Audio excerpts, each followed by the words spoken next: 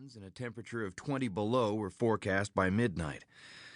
"Ah, just look at that pair of ladies," Lou crowed as Darrell dealt him a queen. "Yes, Lord, we are starting to cook now." He had a second queen showing and a 10. He blew a kiss to his hole card and tossed 5 chips into the pot. "I'll save your 5 and, he added 5 more. Raise you 5. Let's get some money in this game. Make it interesting." He beamed triumphantly at Ray Bailey, who sat on his left looking sad. Ray can't help looking sad. His mournful expression is a family trait. He has a long, sallow face and tragic eyes.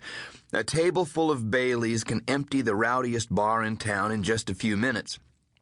Ray looked worse, of course, as we all did in the dim light of the basement where Lou, in a rare attempt at home improvement, had nailed some studs to a section of the cement floor, hung pegboard on the studs, and sprayed red paint haphazardly over all.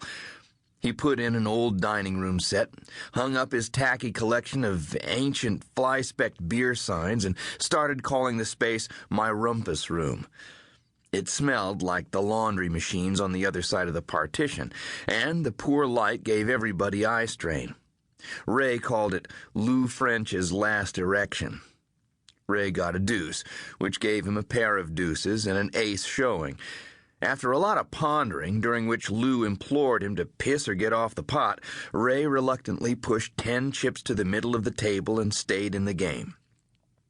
Darrell dealt himself a 4 of clubs, in which he laid alongside the 10 of hearts and 8 of diamonds he already had showing, and said, "Now let's see, what have I got?" "Goddamn little, unless your whole card has magical powers," Lou said. Mamie French clattered down the bare wooden stairs into the basement carrying a cordless phone. "Damn it, Lou!" She brought it to the table and shoved it at her husband. "You gotta remember to bring this thing down here. I was way upstairs at the quilting frame." Lou touched her arm and said, "Sorry, Mame," and began to cough.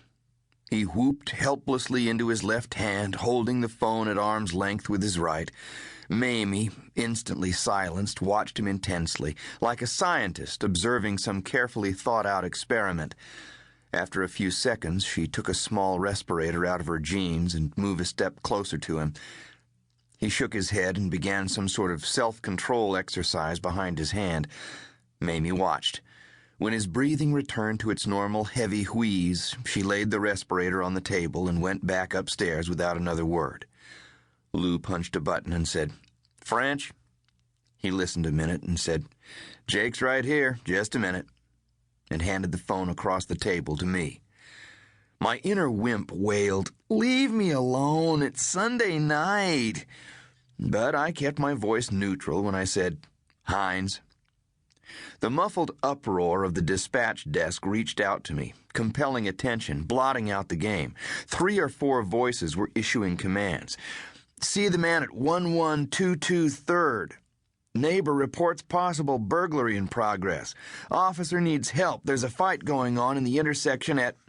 Each voice was quiet and civil, but insistent, pouring out rapid-fire information while the computer keyboards thumped a relentless undercurrent.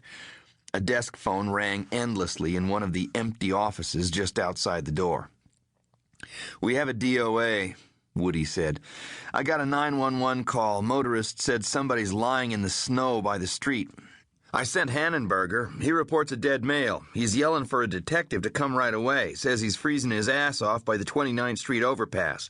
Nobody left me the duty list for investigators. Who am I supposed to call?"